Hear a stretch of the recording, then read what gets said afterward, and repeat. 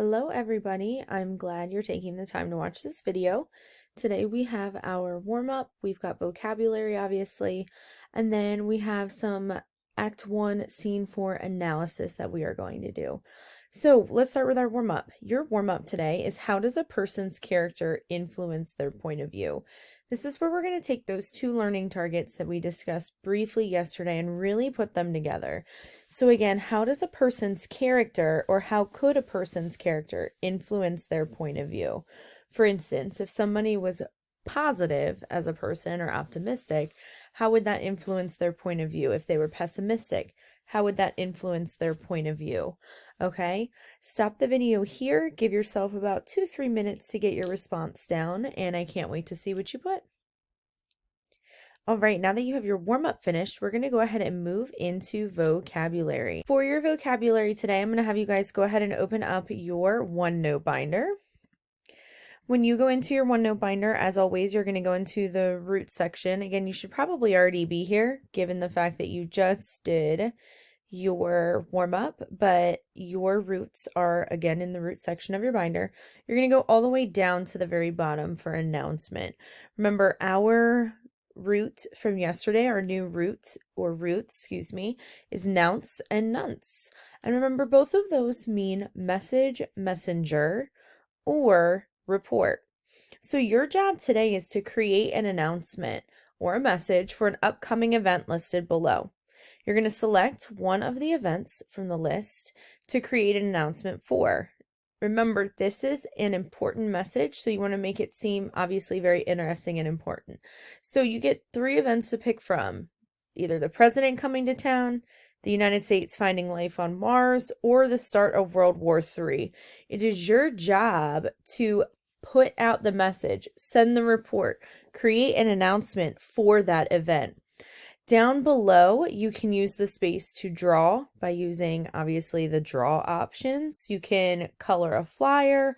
You can create, you can use pictures from online to create, a multimedia flyer. You can just type up the announcement that you would use if you were putting it on, say, a podcast, or putting it on the news, for example. So get as creative as you want. The space below is where you're going to create your announcement, whether you're drawing or typing. And as always, pause the video here to give yourself some time to work.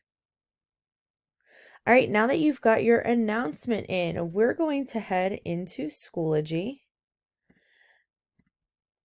And as always, click on our course. We're going to scroll down to the week of 3-1. You're going to click into yesterday and today's folder. And as we discussed yesterday, we've got quite a bit going on because we're about to transition learning targets. Yesterday, when you guys did your first read of Scene 4, all you were doing was reading with a purpose. And remember, we had these 2 questions down here in mind. What does this dialogue in Scene 4 reveal about the characters, and what does it reveal about their point of view? That was to get you thinking about both of these learning targets. As you go through and annotate today, you guys are going to be responsible for pulling dialogue and events that reveal aspects of those characters to us. Remember, you're going to use that STEAL strategy to analyze the dialogue that you highlighted and tell us what it reveals about those characters. Yesterday in our Kahoot, we discussed in depth a lot of the character traits that these characters had, and it's important to continue adding to that list because some of these characters might change as we get further and further into hiding. Our second learning target is focused on point of view. And again, we briefly discussed this yesterday.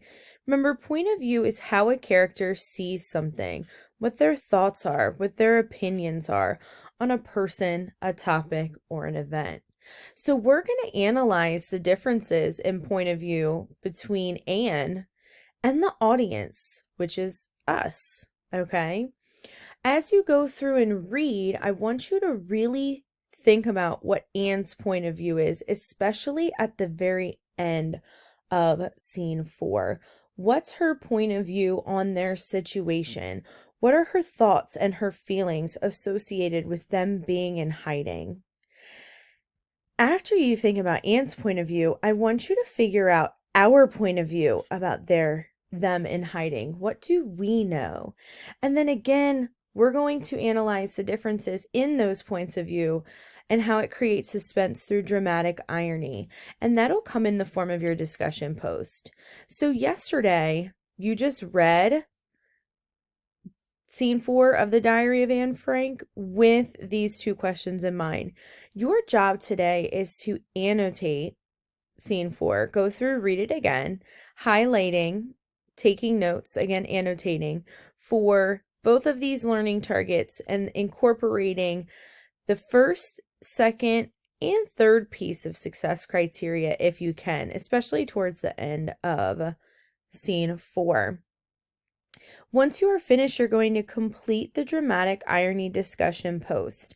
And real quickly, I'm going to give you guys some expectations for the discussion post. If you think back to that learning target, we're analyzing how the differences between what we see with Anne's situation and what she sees with her situation creates suspense.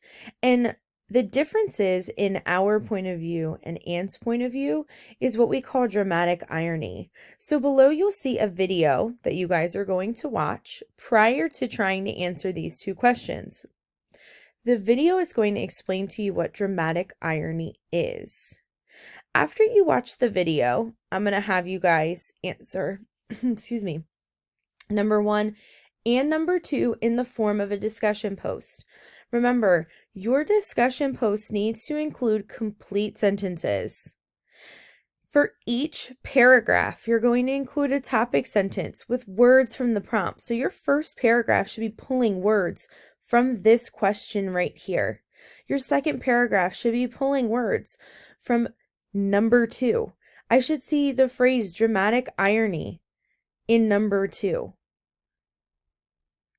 You should also include text support, obviously from Scene 4. You want a concluding statement in both of your paragraphs, and as always, proper spelling and grammar count. After you post, you are going to respond to at least one classmate. It's a part of your score. To respond to a classmate, you want to make sure that you put your classmate's name. You want to include at least one complete sentence responding to their ideas. And then you want to add on to their ideas, piggybacking off their ideas, we call it. Adding another idea to their idea, connecting it to one of your ideas that you had, connecting it to another piece of text where you've seen dramatic irony used before, so on and so forth, okay? Down below, it shows you how you will be earning your 12 points. Please make sure that you read the rubric. This is a grade. You will not be able to see your peers' responses until you create your own response. So you want to make sure that you take your time on this. It should be at least 2 paragraphs, 1 paragraph for number 1 and 1 paragraph for number 2. And again, please use this success criteria down here, as well as your learning targets and success criteria right here to make sure that you're successful. As always, if you have any questions, please feel free to reach out to me. I will try my hardest to monitor my computer as I'm giving the interims, but remember, I am supposed to be giving them my full attention. So if I do take a little bit of time, I apologize. But again, as always, be a problem solver and try to think through your issues. I can't wait to see what you think. See you guys.